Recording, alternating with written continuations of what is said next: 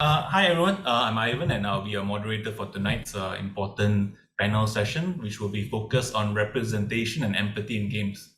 But first of all, I would like to say that this is actually a pretty good turnout, considering that I think for those of us who are gamers, Elden Ring just dropped, so I think a lot of you who decide to spend time with us, we appreciate that, right?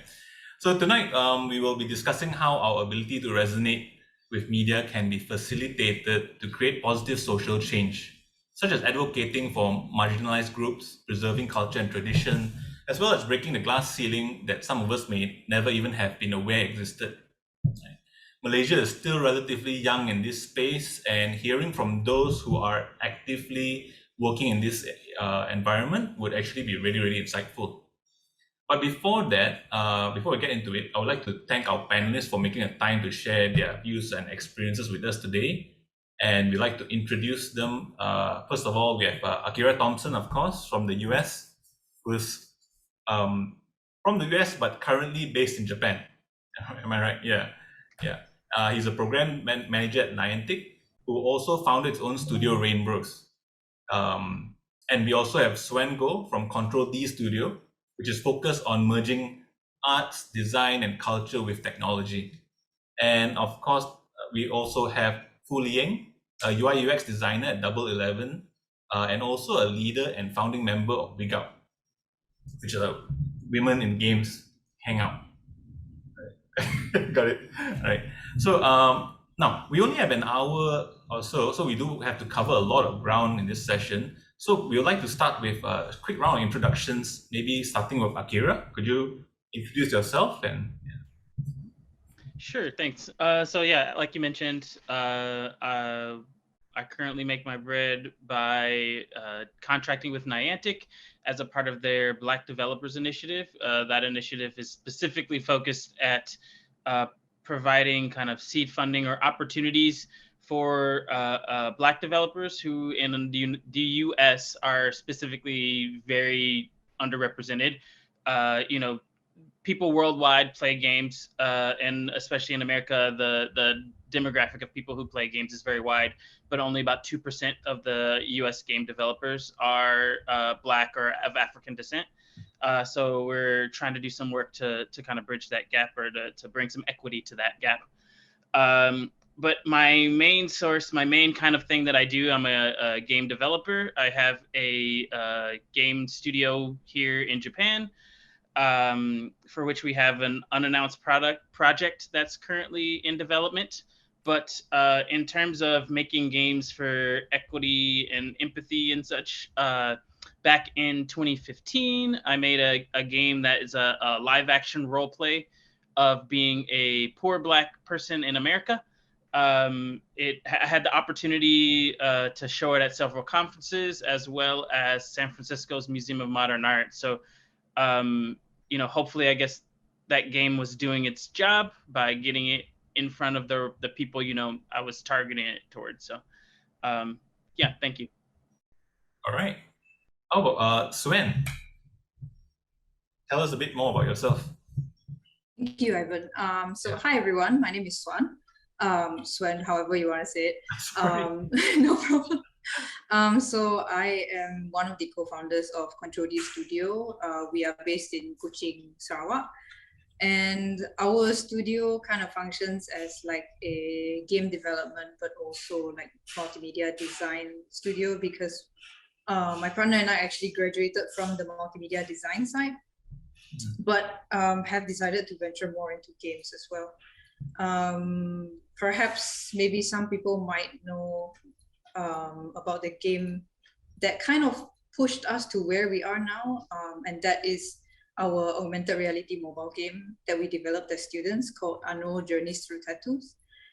We developed that in 3 months as a final year project, and it kind of follows, it is inspired by the indigenous cultural hand tap tattooing of the indigenous people in Sarawak. All right. We'll come ask you more questions about that in a bit. All right. And how about you, Ying? Hello, everybody. My name is Leeying. I'm one of the co-founders for Wig Out, a community hangout that focuses on empowering and creating a safe space for women and marginalized folks in the industry. Outside of that, I'm a UI UX designer, and that's basically it. I feel like I will have lots of opportunities to talk about what I do later on. Sorry. Excuse me if you hear lightning and thunder, because Malaysians, we're going through a lightning storm. Yeah. All right. So now I'm going to go, thank you all for introductions. Now we're going to go into a little bit more in detail. I'll be asking each of our panelists a little bit more information about their specific projects. And then we'll go into some questions which will be a bit more general for everyone. Right. So I would like to start with someone who is furthest from us physically, but closest to our hearts, right, Akira? So first of all, just want to ask you a quick question. Are you a fan of Katsuhiro Otomo's work? Oh, of course. Yeah, that's I saw that film, Akira, probably a bit of a younger age than I should have because I shared the name of the film. But yeah, I'm sure in some part it's what led me to end up living in the country where it originated. So, Oh, yeah. okay. All right. And how long have you been in Japan? Oh, since 2016. So going on Oh, 6 okay. years, about 6 years now. All right. So okay. So we want to touch a little bit about that first project that you did.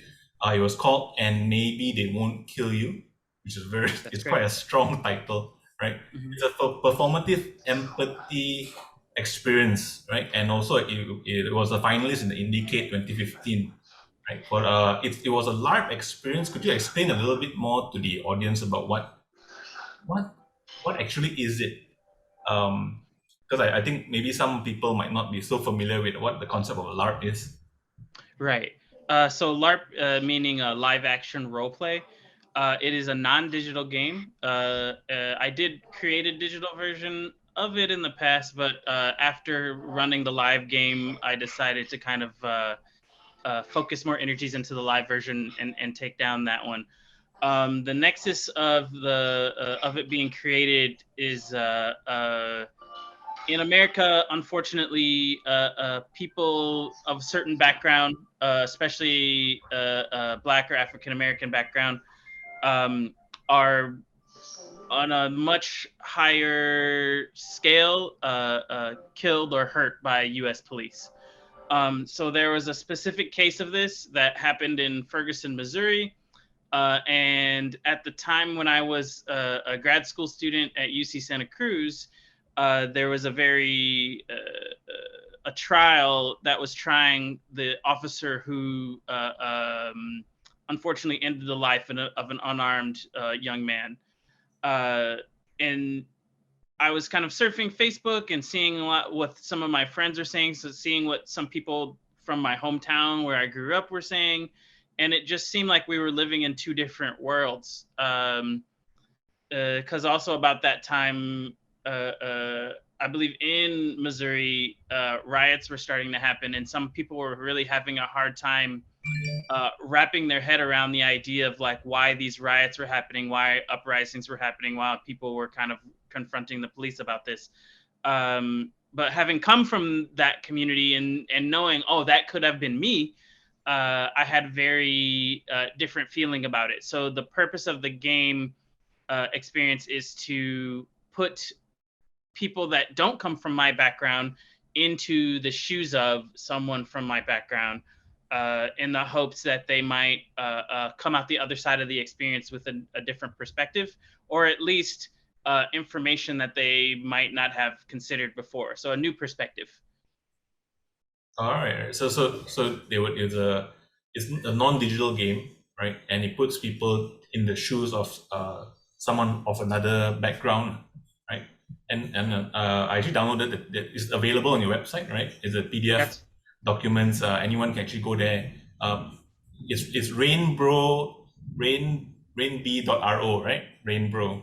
I'll do you one up, and I'll just like post a link to the Google Drive right now in the chat for anybody interested. But yeah, that is the right website that is in the chat. But there's the Google Drive link. The reason why I share it just openly is I've had a lot of like schools, specifically in America, because it's an American cultural issue. The game was, but you know, schools or other universities or youth programs would reach out and would be interested in it. So I just wanted to get it into people's hands so that people that come from different backgrounds could try it.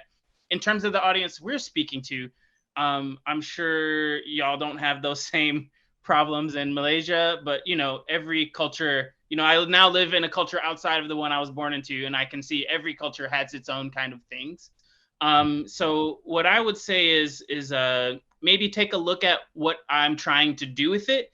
And then, so if you're interested in making a game like this to reach people or to kind of give people perspective, look at the way I'm approaching it, and maybe not exactly the exact, like, yeah, the exact content or the exact focus, but maybe like dissect it a little bit and think more deeply about like how I got to the effect that I got to and what tools I used to do that. So, and by tools, I mean like, you know, design techniques, because it's all, like you said, a PDF, it's Word documents. So it's anybody could make something like this free.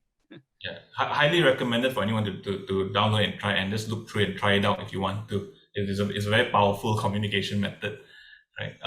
So there have been a lot of people who've been trying the game, and were there any like memorable like moments? Because you're not conducting the trials yourself, right? So there have been schools that approach you, they have got your content and they've been running it themselves, isn't it? So has there been any good feedback or? Yeah. Oh no, I sure there is times where it's run outside of my kind of purview or out without me being kind of the DM. But whenever I showed it live, like at Indiecade or XOXO Festival or the MoMA, I was the one running it. So yeah, I had some firsthand experience of discussing and talking to people about it. And one of the most memorable ones are the ones where people decide they want to try it out and they just they can't finish it. They just, you know, for whatever reason, whatever it was bringing up in them, they just were literally like, I can't do this, I have to walk away from it. And you know, those kind of in a maybe sadistic way amuses me, but that's not the purpose of the game. The purpose more, the places where I felt like it was most successful is where conversation was forged or was started after playing, especially from people who were maybe, it's the information I'm giving them is so shocking to them that like, it can't really be like this. And then I can just literally say, oh, actually, here's documented cases where this happened. Here's some documented cases where this happened. Here's a time where this actually happened to me anecdotally. And you know, really people are like, whoa, this is something that is really happening to people. And this is something I should be thinking about in a different way. And in doing that, I actually found that the audience was a little bit different than I thought. You know, I was trying to make it for my old high school buddies, you know, who maybe had differing viewpoints than I did because they came from a different racial or cultural background than I do. But what I really found is like there is a very specific audience, and it's like the people who really think they're on your side or think they understand and can empathize with what you're going through. But then when you kind of show them this experience, it's like, oh, I didn't understand this on the level that I thought I did. And I still don't. I only played a game for it, but now I can actually think about it in a very different way. So yeah, it was very informative to me also, making something like this, of like the impact that it could have, as well as like who the audience actually was versus who I thought I was making it for. All right. So you basically pull back the veil from a lot of people's eyes, I guess. And I hope so. You know, I think in the game design aspect, if someone could just say, oh, you know what, I can't take it, you know, and they stop the game there, I think that you've done amazing work, really, you know. Yeah. Although it does mean that they stop playing the game, but in a strange way, that's the intention. All right. Thanks, Akira. Okay, so we're going to move on to maybe Suan Goh. Maybe can you share a little bit about your project, Anno Journeys Through Tattoos, which you've created under Control D Studio, which also has a very interesting name. Could you share us a little bit? What does Control D actually stand for? Control D for us, the control, literally as like spelled as like CTRL, because it is how the control keycap is on our laptop. So that kind of represents what we do, which is everything digital. And then the D actually stands for design, development, dimensions. So design as in multimedia design, because that's where we kind of come from. Development, because we also do game dev, we do like app dev, and dimension, because we, in the way that we were trained, we can actually take on like different mediums of creativity. So we can do 2D, we can do 3D, we can do animation as well. So yeah, that's kind of where the name started from. So your studio can do everything basically. All multimedia content, right? Right. We try to narrow down, but yeah, essentially. All right, I thought Control D was something to do with deselecting something. Right. So, but believe me, a lot of people have asked us, what does it actually mean? What shortcut is that? Especially Photoshop users. Right. So, Anno, Journey Through Tattoos was actually your final year project, right? From your time at Swinburne. Would you care to tell us a little bit more about the game? Yeah. What is it, and how generally how does it work? Okay. So Anno is kind of a fictional story that we crafted from our research that we did. So it is, in the game you follow the journey of a young Kayan girl who goes about her, in a way, like we call it the tattoo journey. And these tattoos actually, they're not just for beauty purposes, but the Kayans like a long time ago believed that these tattoos also had significant spiritual meanings to them. So one example is actually protecting you from bad spirits. So we kind of based the game around this sort of like folklore that we read, and based on the fact that we actually found out that the Kayan girls actually would start to get their tattoos from as young as 10 years old. And we're talking, like 50, 80 years ago, when there was no painkillers, there was no numbing cream like we do have today. And the traditional method of tattooing is literally where they take, there is a needle, there is like sort of like a stick with a needle on it, and then they just tap, and they keep tapping and tapping and tapping, and they tap, keep going until you get a full kind of body where you get on both arms and both legs, if I'm not wrong. It's really intense. Yeah. No tattoo guns or anything back no. Yeah. And how the process goes is that they actually have someone hold you down while the other person does the tattooing, so that you don't move. So it's intense, especially for a young girl to go through something like that. Is it something the men go through as well in the culture?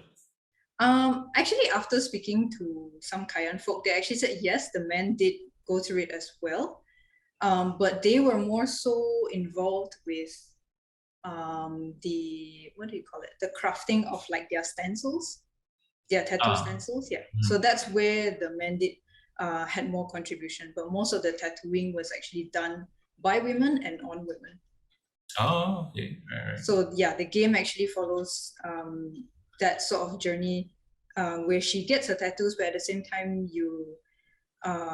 each level there are like different things you can do. So for example, level 1, you pick up sort of like ingredients for your tattoo ink, and then you proceed to go and find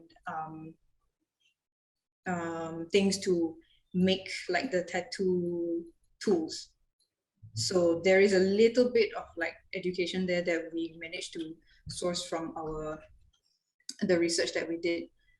And then so the kind of like wow factor, as our lecturer back then liked to call it, the augmented reality part.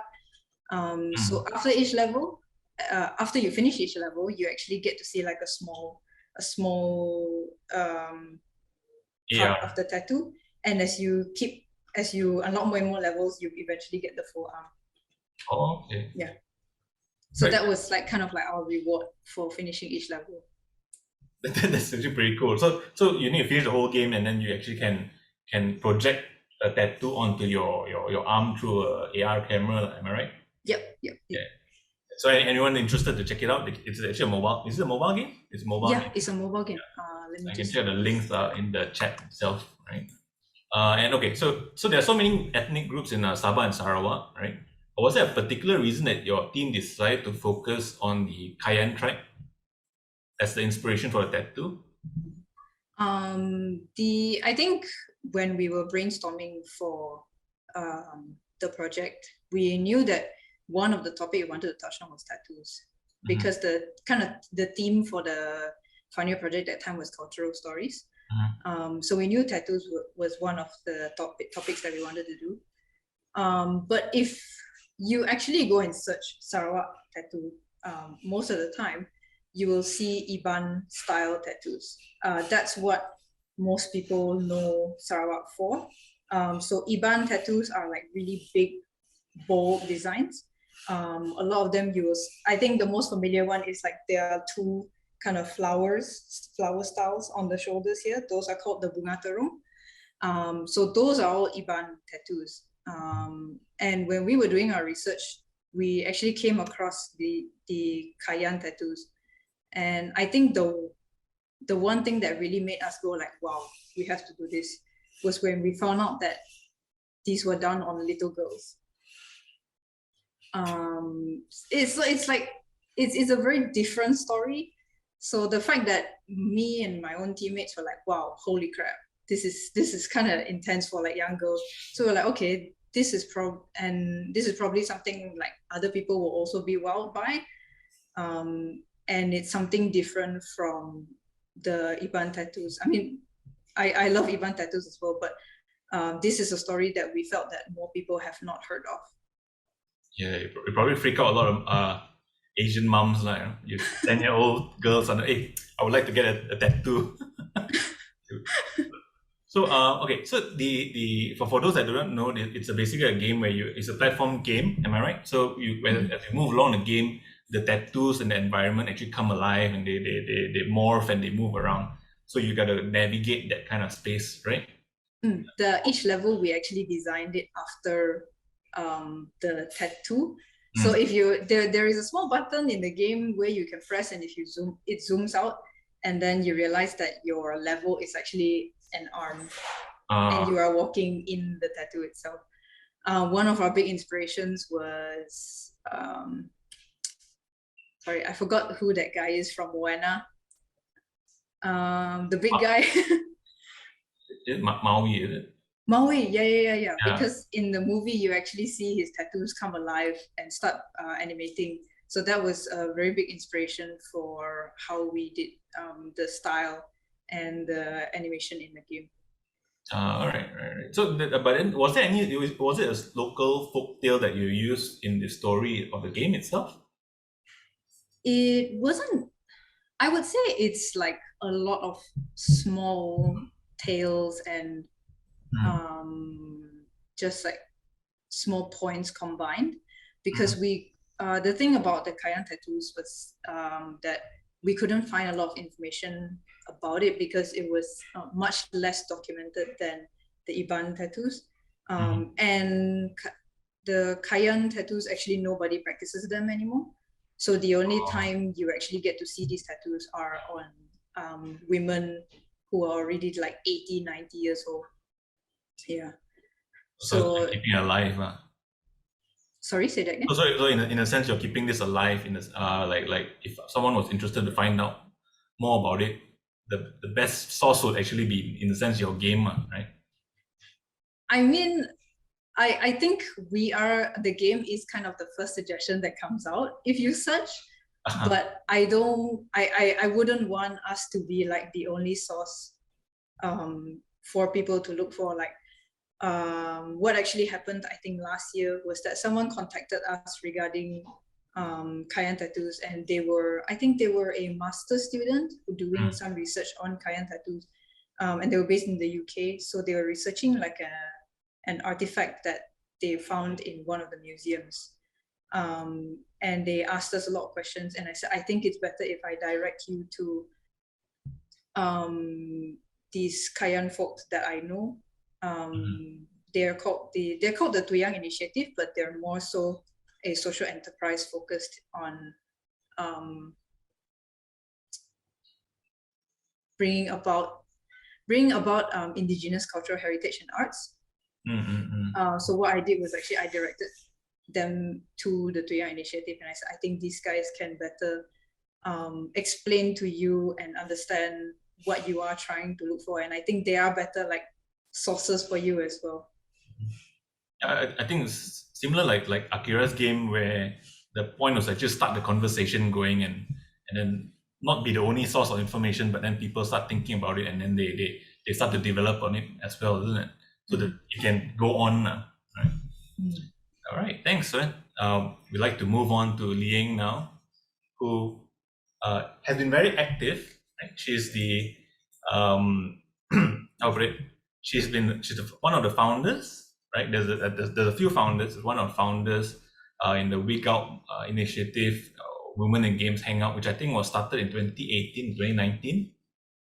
All right, yeah. So would you care to tell us more about Week Out, and are you doing this alone, or what's the objective of this initiative? Before I get to that, I just wanted to say I really resonate with Suan and Akira's game. Like, I like how Suan's game is in part celebrating tattoos as something that's cultural and filled with history, instead of something that's shunned upon or like a taboo in society. And with Akira's game, I felt like it was super powerful, like a super powerful message in a game where you can walk away from being Black, but a Black person cannot walk away from being Black.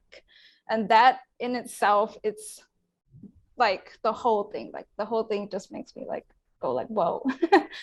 Yeah. And speaking out, actually, there's a price to pay if you speak out, right? Yeah. There's a risk factor, and sometimes the objective of the game is not even to sometimes you can't even win the game, isn't it? It's Exactly. kind of like, yeah. It's very powerful. So like I said earlier, I run Wigout, a community hangout for to empower and to create a safe space for women and marginalized folks in the game.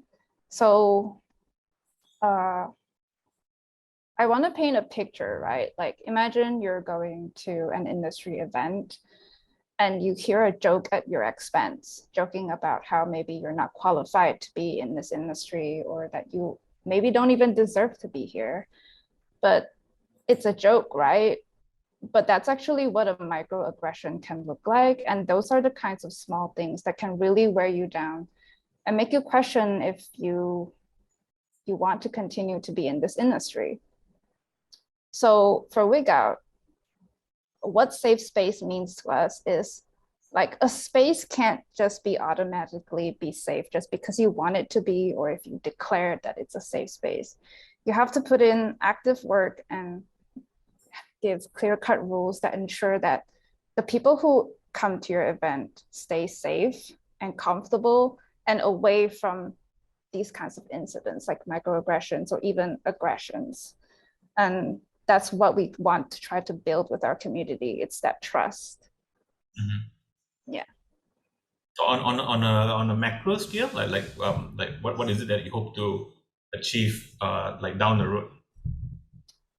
So essentially, Wigout really isn't an advocacy platform. Of course, we will take a stance when it comes to fair treatment for people in the industry. But what we try to do is to give people the right tools and the space to grow and give them the longevity to want to continue to be in the games industry. So we kind of provide a respite from like these kinds of problems like gender inequality and much more while they can't be solved. Yeah. I mean, this kind of conversation are still very, I think in Malaysia is still very in its infancy, right? With some of the stuff that's been going on and such. So in your view, like what is still missing in Malaysia's context of gender equality that you feel that Big Out would be trying to address in the maybe the next upcoming years? Like I said before, Big Out really isn't an advocacy group. So what we just want to do is make sure that the people who stay in the industry stay healthy and want to continue to work in the games without burning out or without just being thrust into the land and figuring out, oh shit, like this is how people speak or talk around me. So we're gonna be asking some questions circling back, starting with Akira again. We'd like to ask you a little bit about how the situation in America is actually quite different from other parts in the world, right? And now you've been in Japan for a while. Is the situation there any different?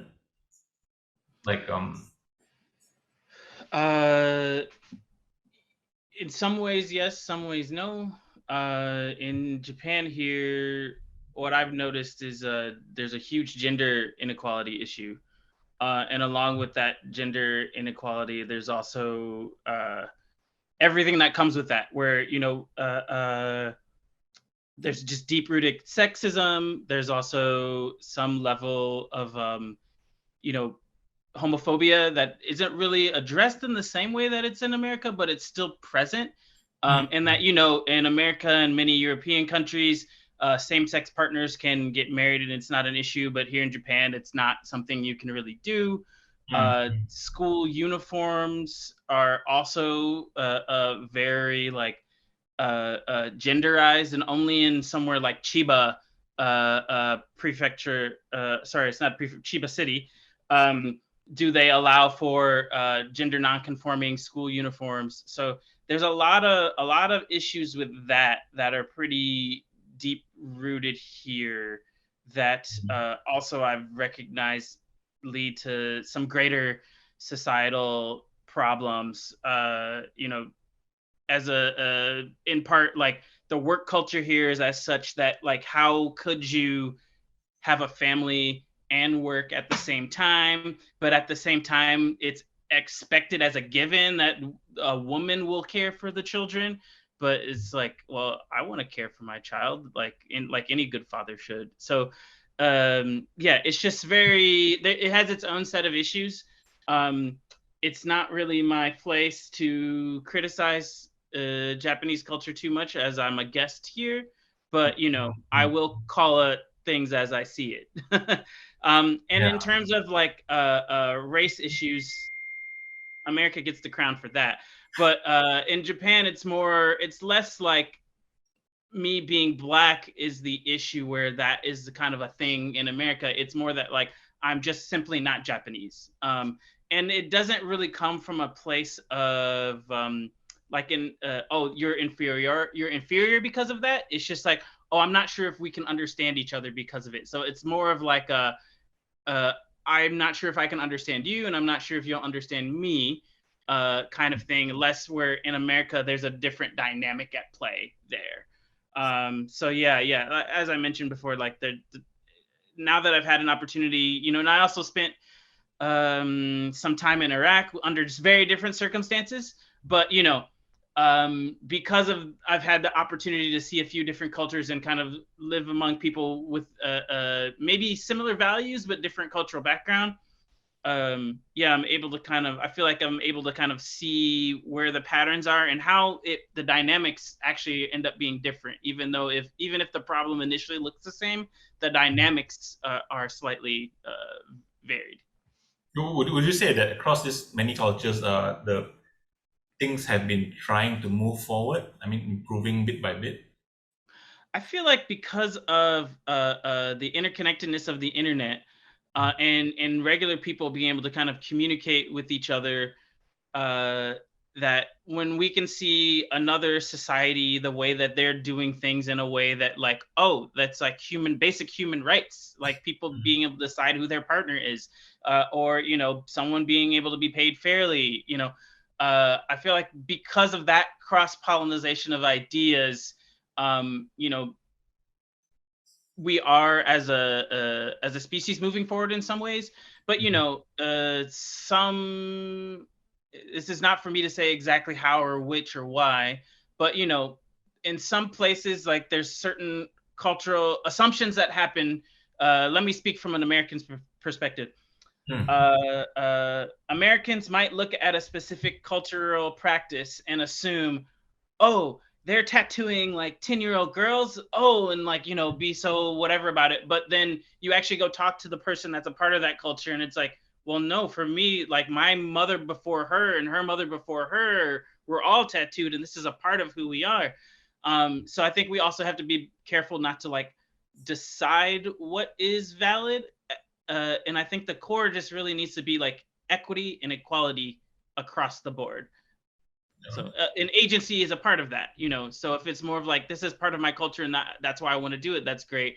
But if it's more of like something that you're being subjugated, I think that's where the problems come from. Right, well put. Thanks a lot. Right, I was Suan. In terms of making your game, Anno, right? Were there any hurdles or difficulties when you approach the topic of which is some so culturally significant to a specific group of people?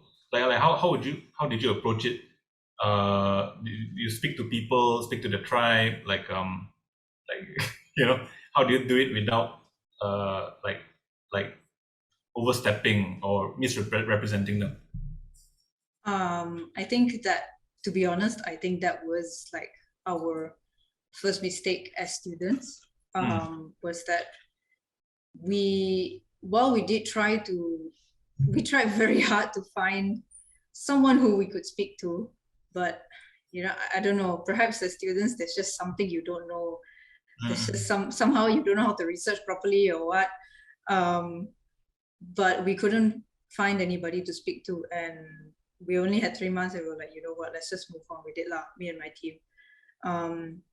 So that was the first mistake. I think, you know, now after Anno, and then after being able to do like other cultural arts and historical projects, I realized that it becomes more difficult to approach something like this when you don't have someone to connect, or on your side who has more extensive knowledge on this topic. So for example, one of the project now that I'm working on, while it's not games, it is about digitalization of a traditional musical instrument, also from the indigenous Borneo peoples. And one of my collaborator, while she is not from the indigenous community, she is a researcher. She has all her information from the elders, the instrument makers, from young innovators, players, and she tries her best to involve these people in her research. So I think, while as a student we felt like, oh, it didn't, or aside from not being able to find enough research material, which I think would have helped, which I think would have been less of a problem if we definitely had found somebody to confirm like our facts with us. I think the best way to go about such a specific topic is to actually have somebody from that community. That's the best, from that community, who actually practices or continues to look into their tradition or their arts and culture. So involving them as well, I guess. You mentioned that you were redirecting someone to a group of like elderly ladies, right? So was it after? I mean, you found this community after your project? Yeah, we actually got in touch with them after the project finished. I forgot where we were. I think we were at like a sort of like a startup boot camp. But we met this social enterprise, and they kind of went through our game and told us like, okay, some of your research, number one, is too general. Some of the points you have in here are a little bit inaccurate. And I'm very grateful for them to actually have gone through, like roughly gone through the game and tell us what's wrong and what's right, because it really helps us to understand what were the mistakes that we made. All right. Okay. Thanks so much. And Leeying, this one's for you. Gathering a large bunch of people, right, with different mindsets can be very difficult sometimes. I'm sure you know. Like, were there any challenges that you faced along the way of like you and your team running this week out? You know, has there been any strong resistance to your initiative? So I run Wig Out with 3 other women who I really trust to give me different perspectives. So that really helps. The other thing is I keep mentioning like rules and policies, but that's where it comes in when we are dealing with a large group of people. Like obviously everybody is affected by different things differently, and our language around heavy things can differ from person to person. But the rules ensure that no matter where you're coming from, no matter what perspective you bring to the table, there is a baseline for how you should and shouldn't conduct yourself when engaging with different people with our events. So Sorry. So you're laying down the at least a guideline on how to approach it. Yeah, exactly. All right. Okay. So we have a bit of time for, we have a few more questions, and then we'll go into the Q&A, right? But this is open to anyone on the panelists here. So the first question is, today's interconnected world, right? Everyone's voice is amplified. Sometimes it could be a good thing, it could be a bad thing, right? But how could we approach the other side of our views, right, from a place of kindness and good intentions? Like, how do we convince someone who maybe doesn't share the same viewpoint as us? Anyone like that? I can go first if that's okay. Yeah, right. So to me, I think empathy is such an important tool when it comes to understanding people who are different from you. But while it might not seem like it to a lot of people, empathy is finite, and we all have a threshold before we burn out. So while I think it's good to be empathetic and to listen, you also have to prioritize yourself and your principles. It's also hard because with any movement fighting for equality, it's usually the people who are suffering from it who are championing these causes. So most of the time, the people who are suffering have to come out to have the patience and the grace to educate and to listen. And it's good when the conversation is with somebody who really wants to listen to you and who wants to be educated and is open to admitting their mistakes. Like Suan is, I really love how she owns her mistakes and like educates herself afterwards. I think that's really cool. But when it's with somebody who just wants to win the argument, then you just check out for your own sanity and prioritize yourself, honestly. So you gotta know when to protect yourself as well. Yeah, of course. Yeah. I guess it's true that some people are just quite difficult to reach, right? How about the other panelists? Anyone got an opinion on this? I guess I can go next. Yeah, sure. Thanks. Just kind of following up from what Leeying said, I actually had this conversation with a friend, I think a few days ago. So they sent me a project. We always send each other like design projects that we find very interesting. So he sent me I think it was a recent advertising campaign for International Women's Day. And it got quite popular, quite viral, because it was big posters of like just a question. And it was something like it will give you like a situation, and then with a very simple follow-up question. So one of the posters, for example, is in bold fonts, imagine the CEO, and then a small question at the bottom that asks, is it a man? So it was kind of all posters like this in the entire campaign. So he actually sent this to me and he said, I feel that this is very biased, because I work with more female superiors than I have male. So I replied, I can completely see why you feel that is biased, but I said, I think, well, yes, it is an International Women's Day campaign, and the message is targeted around women. But I said, let's try to see it as like the same society that puts pressure on women is also the same society that puts certain pressures on men.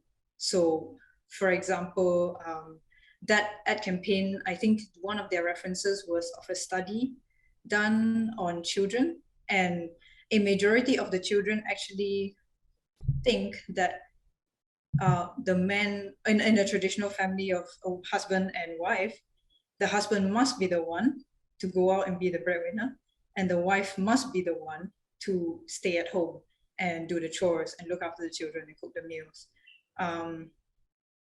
So I said, think about it this way. Our society still does not see stay-at-home husbands in a very positive light. There is always this idea of like, oh, you're not being man enough. Like, why is your wife wearing the pants again? Like wearing the pants in your household? Like, why aren't you taking charge? And I think it's also very harmful towards them, because like it's not like they're not contributing to the family. They just choose to contribute to the family in their own way, and there's nothing wrong with that. So I said, while yes, the campaign is centered around women, I said maybe you can see it in a way that, especially for those who haven't had the chance to work with female superiors, like what is their automatic idea of having a female boss? Is it like, automatically, oh, they're going to be bossy, they're going to be emotional? So yeah, things like that. Oh, okay. All right. So you're also thinking on the side of your friend as well, right? I mean, you're seeing it from his perspective as well. Right? Yep. Right. How about you, Akira? I don't think I have anything meaningful to add that my fellow panelists didn't already go over. It's very, very well said. All right. Then we move on to the next question, which is more centered around games itself as a medium, right? Because every one of us here is involved in making games, right? So what advantages would you feel that games have in creating social impact as opposed to other mediums of communication like film or books or such? Well, since I escaped the last question, all right, let me jump in on this one. I have some strong opinions. So if I were to, on my iPad right now, while we're in this meeting, put something on Netflix and play it, and maybe I'm not watching it, maybe I am watching this, the movie is still a movie, it's still gonna play. If I have Elden Ring, as you mentioned, up on my screen over here, literally nothing will happen except for a start screen until I give it input. So this doesn't, I'm not saying this because I think it makes games superior, but it makes games unique in a way that they cannot be without input from the participant. So the game is a conversation between the designer or the whole group of people that made it and the person playing it. And so if you think about it that way, I see a lot of, questions in the chat, and I don't want to jump ahead or anything, but a lot of the questions in the chat are like, well, how would we go about making this, or how would we make a game meaningful?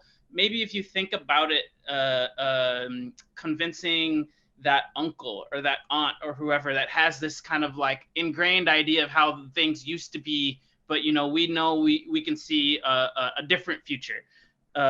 How would you engage with them in a conversation? I would think about your game like that. Your game is a conversation to them. And if you disrespect them, of course, they don't want to listen to you. They don't want to hear you. But if you treat them with care and respect in the same way you would in a conversation, it's super powerful.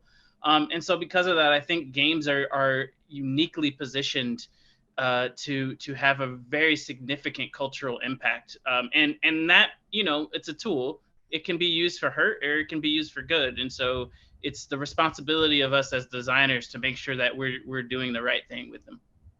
All right. Well, thanks. Because I guess that's one reason why there's a and at least like Akash and US Embassy is pushing for using games as a medium of communication, right, for social change.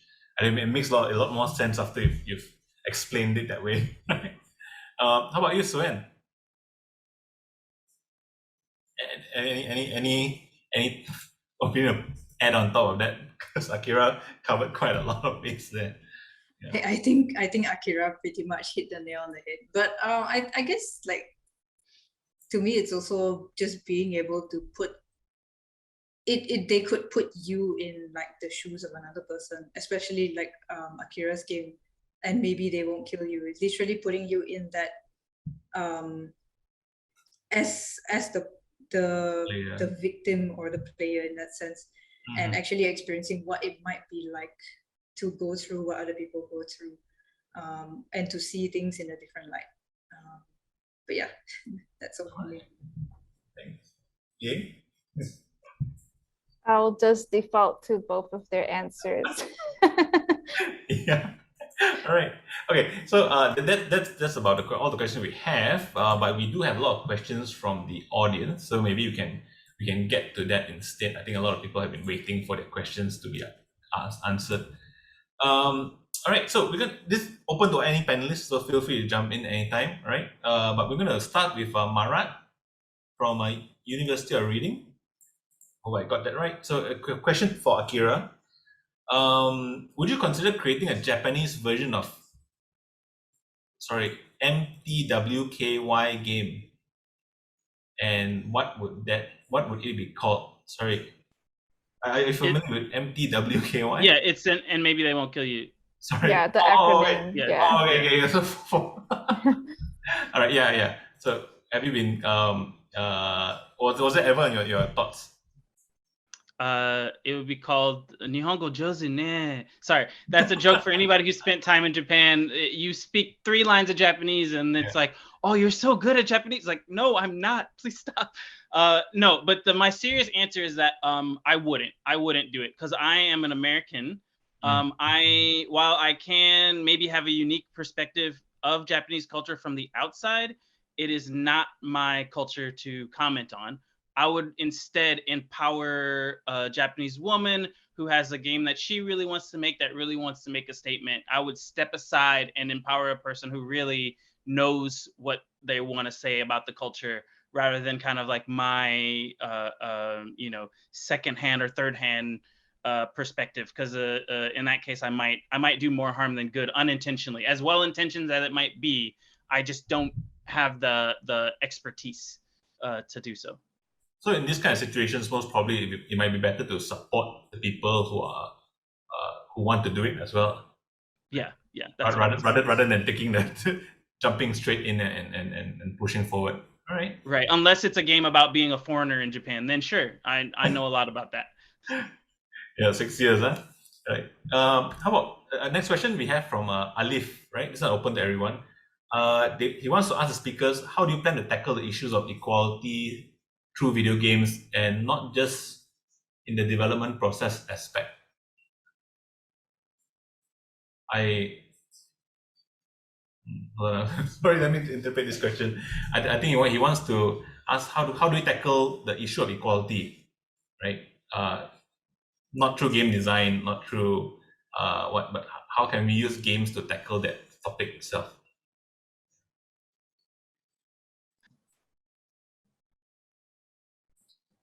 Leeying, you look like you wanted to say something. No, I'm just confused. I'm just confused. Maybe Alif can speak to this, but here's what I am understanding the question. What maybe they mean by the development process aspect is not just to get more developers of various backgrounds but how to tackle like larger societal issues. Is that what you mean, Alif? Yeah, Alif, you can maybe clarify. Okay. Yeah, okay. What I would say is it just really goes back to what I said earlier, in that like games are a very powerful cultural tool. And we also have to realize that getting the conversation started is not the same as solving the problem. So it's not just, well, I made a game, I don't really, and it reached a bunch of people and I got famous from it, or whatever the outcome is. It can't just stop there. You have to make sure that we're putting action to it. And it's also very helpful. I didn't have this with, and maybe they won't kill you, but with a game that is targeted maybe towards advocacy, I think it's always great to have a specific call to action and say, if you want to, maybe your game is about domestic abuse. Hey, here's a place where you can give them more support, and they're already supporting survivors. Or, hey, if you see these warning signs from somebody, then like, here's how you can help them. Having a specific kind of call to action, so that we're not just talking ourselves in a circle about how, or patting ourselves in the back that we made a game that has cultural value, that like we're actually directing people, including ourselves, to like commit some actual action to make those changes. Would you say then in that case it's good to actually involve like NGOs and stuff, like for example, if your game is aligned along this direction, so maybe seek out some NGOs that also you could support with your game? Absolutely. Like in the case with Suan did, where the person who was studying the culture reached out and she pointed them to, like, no, here's the source, here are the experts, like you should be talking to them, and here's how you can support them, and maybe here's how they can support your work. I think, yeah, that's the best, or the only way to do it. All right. Anyone else? Or Alif also has a follow-up question. In theory, what could socially responsible video games achieve? Better outcomes, maybe. Right. I feel like I'm talking too much, but yeah, I feel like I don't want to talk over anybody, and I don't want to capitalize on my opinions on the whole time. So apologies. But I would just say, yeah, let's not fool ourselves. While culture does have the power to change the world, we also don't want to overinflate, our value of it. So, I think we should keep our ideals modest there and just think, okay, well, we're adding to the conversation, or we're giving people more information, or we're hoping to change perspectives. But, because I made a game, it didn't stop Black people from dying in America. And I would be naive to think that it would. But maybe it changed a few people's minds at a time. So I would say stay humble about our expectations, but still keep going with it. Don't stop. All right. Okay. So Michaela has a question. What type of games could efficiently portray issues that are typically perceived to be boring for the younger ones, such as politics? How do we reach maybe a younger crowd, for especially when some of these topics might not be interesting to them naturally? I think I would just like to add on to that first. What type of game that is efficient portray issues that are rather boring? I think for me, like just where, especially from like what I have learned along from university and along the way, is that the type of game should not come first. The type of game, your technology, what medium you're going to use should not come first, but rather it should always be your message, your story, your intentions, and how you eventually want your end users to interpret that. I think that is the part that should come first. And then when you understand what you are trying to achieve, you kind of go from there. At least that's also kind of how we try to build Ano as well. Right. So it wasn't necessarily like, oh, we want to make an AR game, but it was like, how can we use we know we're making like a cultural tattoo game, then how do we kind of push it further, like instead of just a platform game, how do we add on to that? So the tech comes later, I guess. Yeah. The message is at the forefront. I think Akira demonstrated that amply with you can download its PDF file and still have such a powerful game in your hands, right? All right. So she also had Michaela also has a follow-up question. So we'll jump to that first. Funding is important. So for someone who's new to game development projects, like how can a startup company gain the trust of funders? And are there funding sources that are willing to help startups locally or internationally? Maybe especially in this the context of social impact games. Will you happen to know any like resources that are available? I know there is one international funder. They're called Wings. I don't remember the full name, but I know they're called Wings. If I'm not wrong, they prioritize developers of marginalized communities. So POC, trans, female. Yeah, if I'm not wrong, they're called Wings Initiative or Wings Fund. Wings, wingsfund.me for anyone who's interested in it. Maybe I'll just paste this inside the chat afterwards. All right. Locally, I think maybe this one locally we also have MDEC who's funding a lot of game projects as well, whether they are for entertainment purpose or they're for social impact. So there are programs which are upcoming, so anyone can feel free to look into that lah. All right. Priya's question: How do you think game studios can implement representation and empathy in their own workspaces? For those of you who work in a workspace, an actual office with real people around you. Have a code of conduct that you stick to Yeah, and actually exactly. apply. Sorry, but Lee, you have a No. lot of experience in this, so I want to hand it off to No, you. it's all right. Yeah, exactly. Just have a code of conduct that you abide and stick to. It's not just for show. Like, I feel like people think these kinds of things are just like flashy, like, oh, my company is diverse because we have these and these kinds of things in place. Like, if somebody calls you out for not following them or making sure that people feel safe constantly, and when I mean constantly, it's not just like just for International Women's Day we will celebrate women. Like, it's a constant thing. Like, I think in the beginning when I said that Akira's game, players can't turn off being Black, but Black people can't. It's just like that. Like, women can't turn off being a woman. Just after International Women Game is done, we are still women. Done. We're done. Back to square one. Yeah, and we will continuously face like microaggressions, small little things that you might not see because of your blind spots. And those are what the code of conduct things are in for.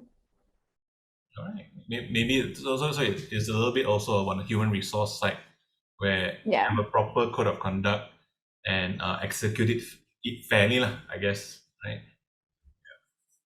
All right. Can we move on to the next question? Cynthia, okay, this is a more personal question. Can you share what games have you played that emotionally impact you personally? Maybe just name one of the most powerful games that you've played and like blew your mind. I think for me recently is Horizon Zero Dawn. I think I still tear up every time I see Aloy transition from a kid who had no power, was shunned by her entire village, and become a woman who's trying to regain that power and trying to change that narrative. And every time she does that jump where she's like a toddler into a woman, I'm like, I'm like crying. All right. How about you, Suan? Suan, sorry. It's okay.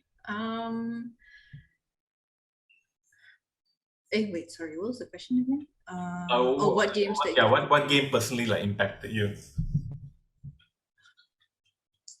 I don't actually remember any from the top of my head that like really impacted me, but there are two games that I find very powerful. One of them is This War of Mine. Mm. Oh, okay. Yeah. I played that quite a few years ago, and when I started it out, I didn't really know what exactly the game was about. So I just went in with like, oh yeah, let's make the winter period like super long. Let's put in all these different criteria. And then when I actually played it, I was like, oh shit, I don't think I'm gonna get through winter. I don't think I'm gonna get through all these things, and I don't think my friends are going to survive this. So that really like kind of shows you the impacts of war, especially now with the current situation going on. Another one that I find is quite not like, it is powerful, but personally I feel that it's done very well in terms of like a cultural perspective, is it's called Never Alone. Never Alone. Let me just find it. It is based on a story from the Native Alaskan people. Yeah. Yeah, this one, they incorporated the storytelling in a way that certain cutscenes you actually hear them speaking in their native language, accompanied with the animation. And it's also based on like one of their folk tales. So definitely, like if anyone is interested in cultural storytelling, I think this is like a really good game. Also a beautiful art style to go along with it. Mm-hmm. Yeah. And how about you, Akira? For me, I'd have to say at least the most recent one, The Last of Us Part 2, because it's like a zombie game that actually is about loss and how you can healthily deal with it, or very much deal with it in an unhealthy way. The actual themes in that game are super powerful, and the storytelling is super powerful, but it all comes packaged in this like big budget, like post-apocalyptic zombie thing. So Yes, a lot of stuff packed into one game. All right, so we have time for maybe a few more questions. All right, so we'll move on to Eshan. All right, what kind of social responsibility do you all think that developers are beholden to? Basically, how important is it to be considerate of audiences, and how does that weigh against the importance of saying certain uncomfortable things through your work? Is a For those of you who know Eshan, you know that's a very Eshan question. What I would say is like the most important thing is to know what you're saying. An example, a negative example, some of the prior years, specifically like Call of Duty games, it seemed like they didn't quite understand that no matter what they were doing with that game, they are making a political statement. Even if they think, or they're trying to say, oh, there's no political statement being made with this, you're still making a political statement. Or look at who your enemies are. Look at who like are the main people you're killing. Like the more importantly than anything else, I think, is just to know what it is you're saying. Even if you think you're not saying anything, look carefully at what your work is doing. I think that's the main responsibility. I think getting outsiders to come on board and look at it as well could be a useful tool, isn't it? Yeah. I think that's basically where diversity comes in. That's just what it means to have multiple people in your company to give you different input, because every one of us have blind sides that we're not privy to. Mm-hmm. Suan? Any thoughts on that? Nope, I think they both summarized it very well. All right. Next one. Hama Zaitola, all right, asked, oh, this is a very specific question. With how Cuphead was developed, how frequent does passion pour into the process of making a game that is both nostalgic and refreshing? It's fun, but it's tough, yet it's picked up by everyone in the world from a bunch of people who made a game out of pure passion. Okay, sorry, this one seems to be more like a statement rather than a question. So so if Hama Zaitola wants to refine the question, please go ahead. But I'll move on to the next question from Snow. Right? She asks, how to hold problematic how to hold problematic work practices accountable for their actions. I think more in an office kind of setting, like how do you hold some bad work practice accountable? Does anyone have this kind of experience in this field? I think it's hard. I think it depends on what level you are, like level as in power you are in the company, and also how comfortable you are with speaking out about it, because like some people can't speak out about problematic stuff because they have to rely on that place as a place of income. So I think the best way is to have somebody in the position of power in that company put those accountabilities in the company itself. And the other way is just, I think it's kind of grim, but it's just like with whisper networks. And what that means is just like people telling each other, like in the community, like, hey, this place isn't a great place to work at. And eventually people will catch on, even though if like, there's one thing, if that place continues to give like really high salaries, then there's something that you cannot change. But if that workplace is not great and it's problematic, then eventually no one will start working there, because people talk when you do shitty things. Yeah. And the industry is small. Yeah, exactly. Even worldwide, it's small.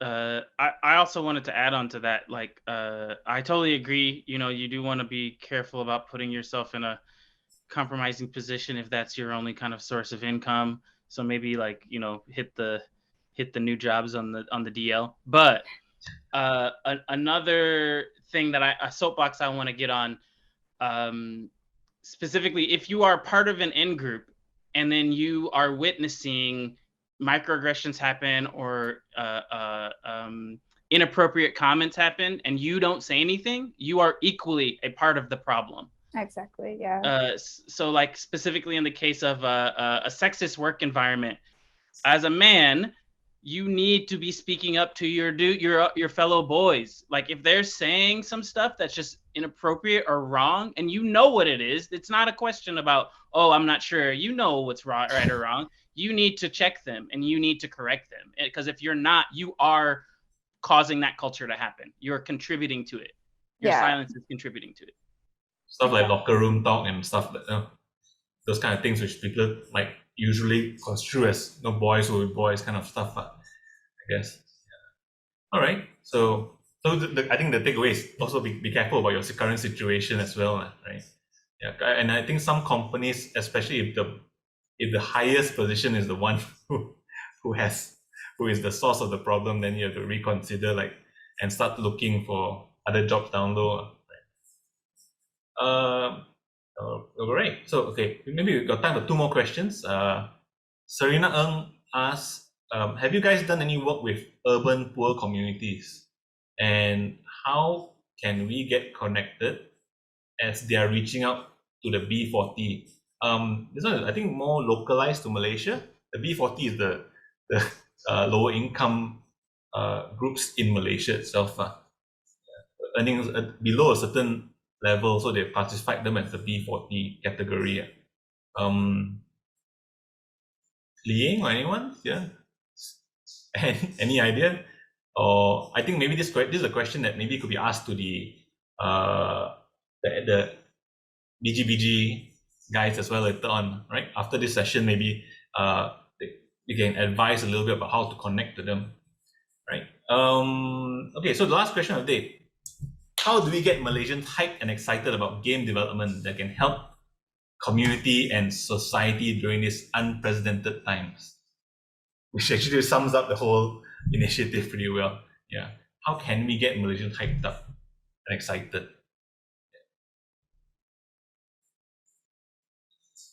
Release a FromSoft game. Also. Good. I mean, to be fair, certain games like social impact games aren't usually the first thing that someone would jump to the moment they browse through Steam. But I think like like this war of mine was actually quite a big how to say, was actually a very powerful game as well, which people did not expect that message in the beginning, right? I think when you first started playing the game, it wasn't something like, oh, you were looking for this, right? But as you played the game, then the message came across, isn't it? But anyone has any ideas about how we can get Malaysians in particular hyped and excited about it?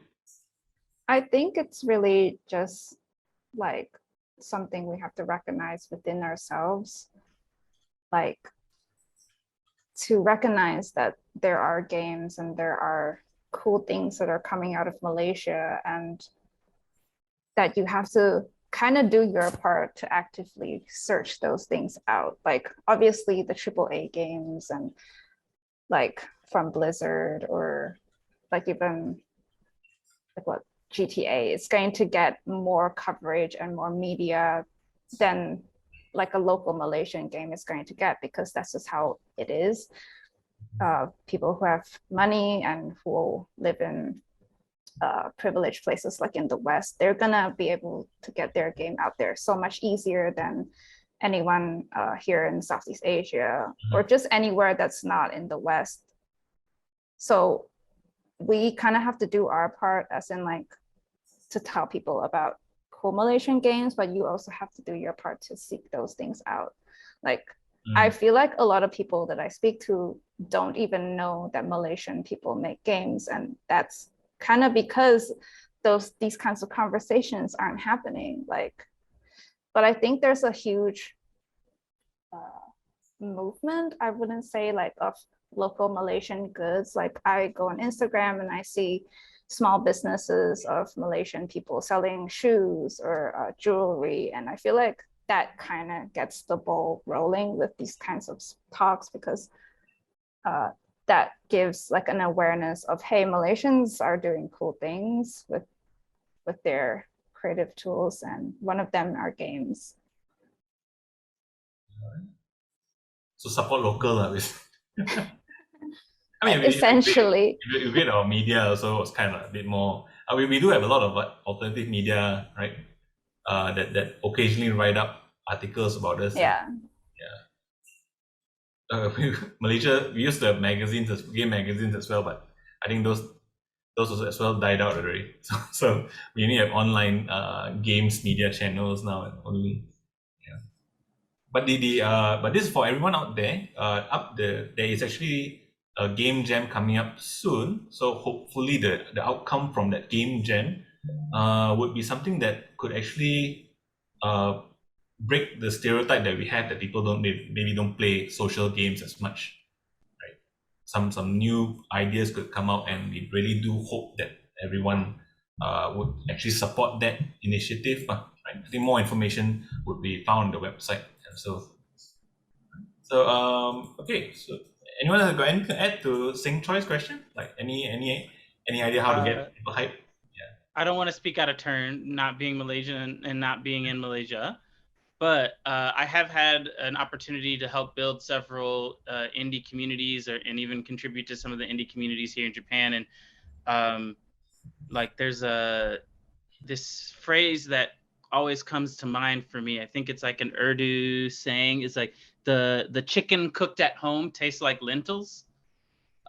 Meaning that, you know, something that is built by the people that are around you, next to you, you always want to devalue it. You always want to think, oh, that's just, you know, my cousin made that. It's not a big deal. But then if it hits in Europe and America, it's like, oh, whoa, no, they are a big deal. I've seen that happen in Japan. I've seen it happen where I'm from in Chicago, you know, because like we have the inferiority complex that we're not New York or LA.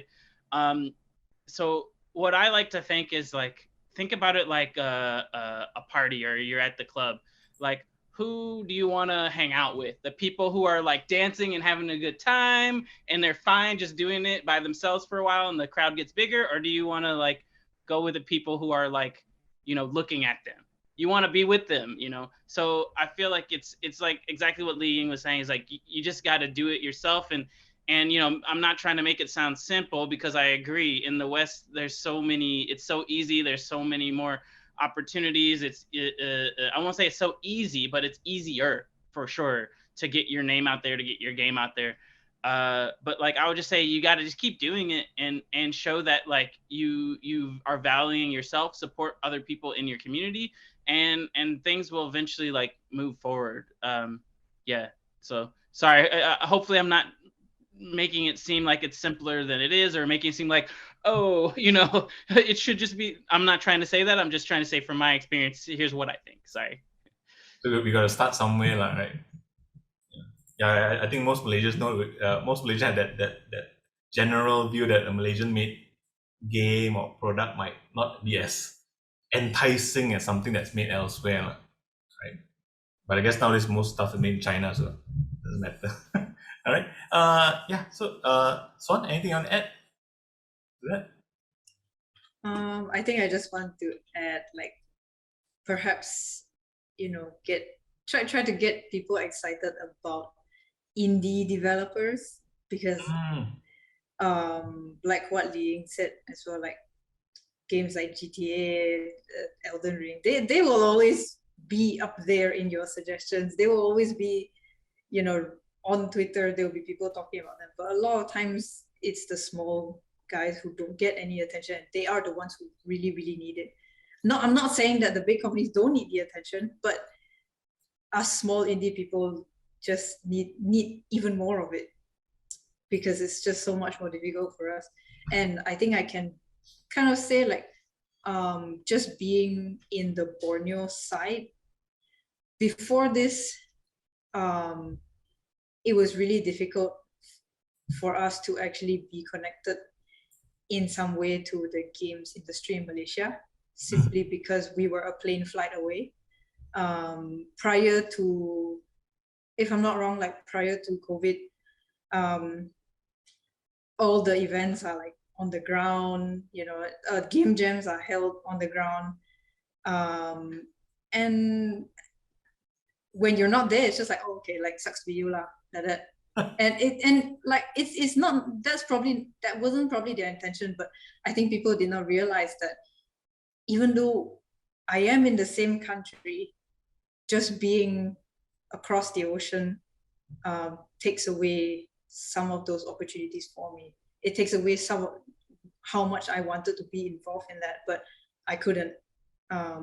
So, you know, if there's one good thing that came out of COVID, is that there are a lot more things that have gone online, and so many more people now have access to all these opportunities.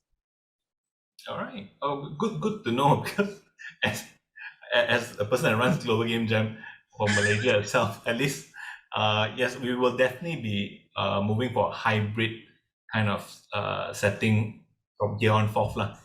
So that we can include our family in Sabah, Sarawak, and all like far off Kedah and such as well. So, you know, we can pull everyone together. But I like the fact that support indies. Yes, the big boys will be fine. The outsourcing guys, they'll be all right, you know. So if I think the indies support the indies as well in terms of like shouting out and sharing the voice, right? I think that could go very far. Right. So I think that's all the time that we have for today. Thank you very much to all the speakers, Akira, Suan, and Leeying. Right. Thank you so much. Also, thank you to the organizers who made this happen. The US Embassy in KL, right? Biji-biji Initiative, and of course Synapze, who organized the entire process. Right. So do please keep in touch with all the social media channels. I think Jay just shared all the links there, right? Because there's a few other talks coming up soon. There's some workshops, and there's also a game jam, which also will come with a small grant for the winners to actually further develop their game and get it out the door. Right? So I think those are very exciting things, and we look forward to that, and we hope to see you guys at the next talk.